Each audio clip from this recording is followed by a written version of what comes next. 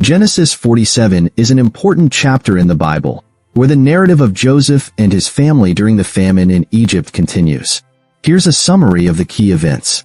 Before we start, we'd like to ask for your support. If you enjoy our video, please hit the like button. This will help us reach more people and create content for you. Now let's get started with today's video. Genesis 47 is one of the significant chapters in the book of Genesis, highlighting the deepening relationship between Joseph, his family, and Egypt. The chapter continues the story of Joseph, who, after being sold into slavery by his brothers, rose to become the second most powerful man in Egypt, second only to Pharaoh.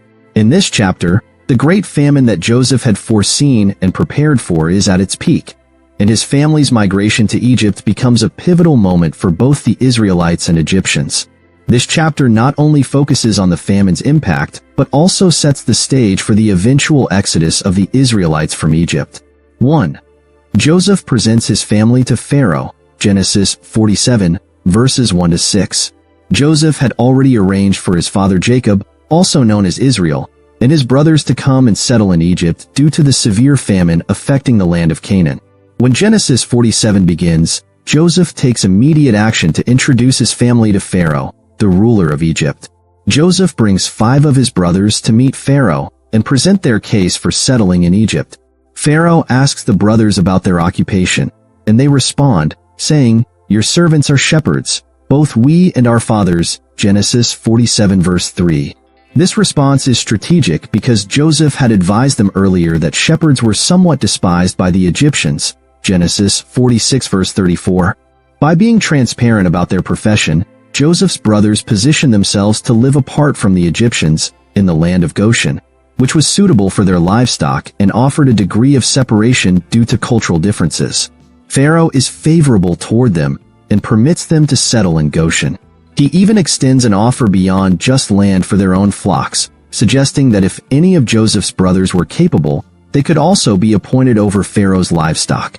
This moment shows Pharaoh's high regard for Joseph, as he is willing to trust Joseph's family with his own resources.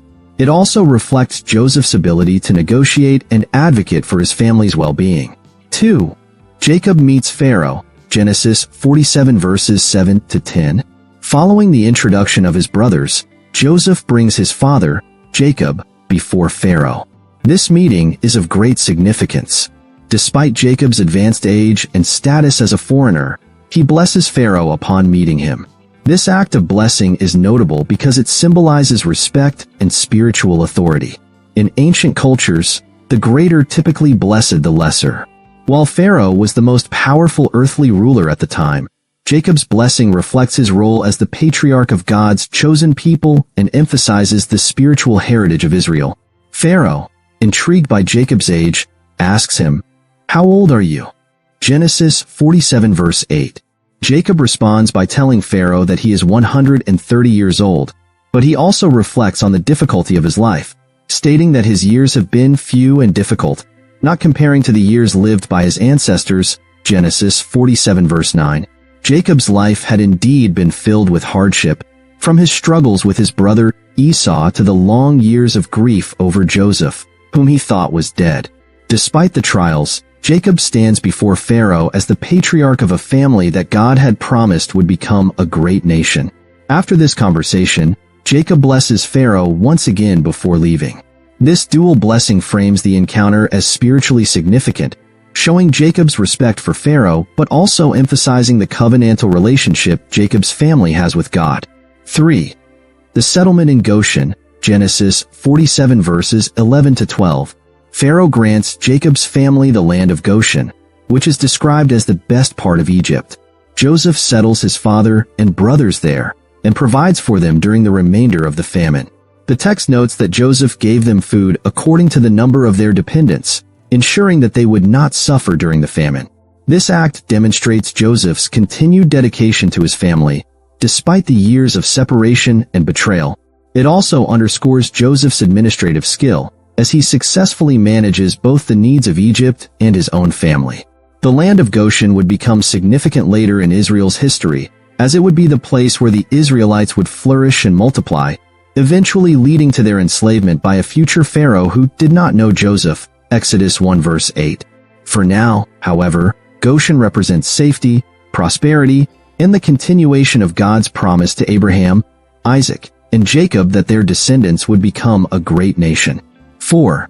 Joseph's economic policy during the famine, Genesis 47 verses 13 to 26. As the famine grows more severe, Joseph's role as the economic overseer of Egypt becomes even more critical. The famine affects both Egypt and Canaan, and soon the people run out of money to buy grain. In response, Joseph implements a plan to exchange food for livestock when the money runs out. This policy ensures that the Egyptians continue to have access to food, while Pharaoh's wealth and control increase.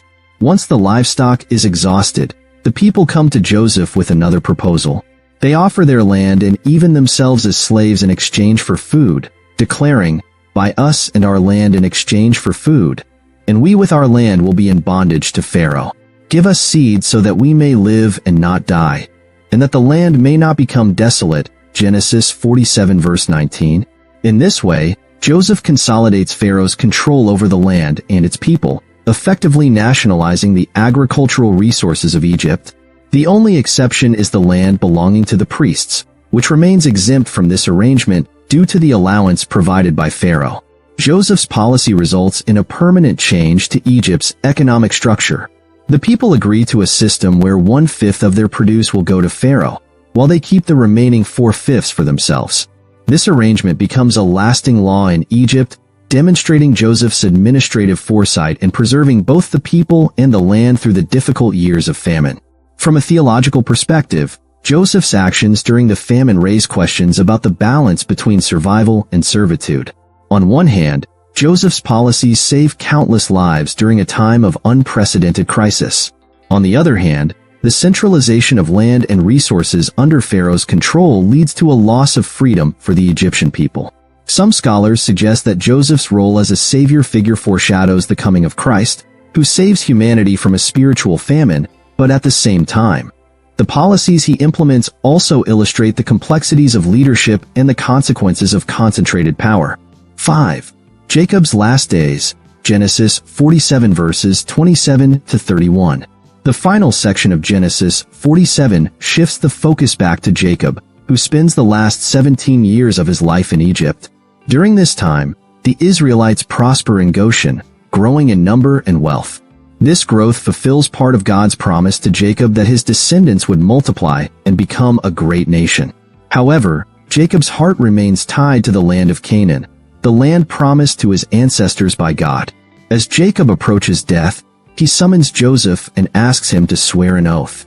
Jacob makes Joseph promise that he will not bury him in Egypt, but rather in the land of Canaan, in the burial place of his ancestors. Genesis 47 verses 29 to 30.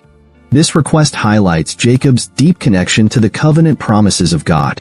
Though he has spent his final years in Egypt, a foreign land, his faith in God's promise of the land of Canaan remains unwavering.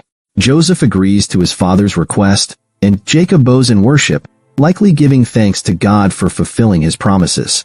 This moment is significant because it demonstrates the faith of the patriarchs in God's covenant. Even in death, Jacob wants to be associated with the promised land, not with Egypt. His burial in Canaan, alongside Abraham and Isaac, will affirm the continuity of God's covenant with Israel and the hope that one day his descendants will return to the land God had promised. Conclusion. Genesis 47 is a rich and multi-layered chapter that highlights Joseph's wisdom in managing a national crisis, the deepening relationship between the Israelites and Egypt, and Jacob's enduring faith in God's promises. It serves as a pivotal moment in the narrative of the Israelites, as they settle in Egypt and begin to prosper, setting the stage for the events of Exodus. At the heart of this chapter is the theme of God's providence. Joseph's rise to power in Egypt was not by chance, but part of God's plan to preserve the family of Jacob, through whom the covenant promises would be fulfilled. The chapter reminds readers of the importance of faith in the midst of adversity and the assurance that God's promises will come to pass, even if they unfold over generations. Please subscribe my YouTube channel. I hope you like this video. Thank you.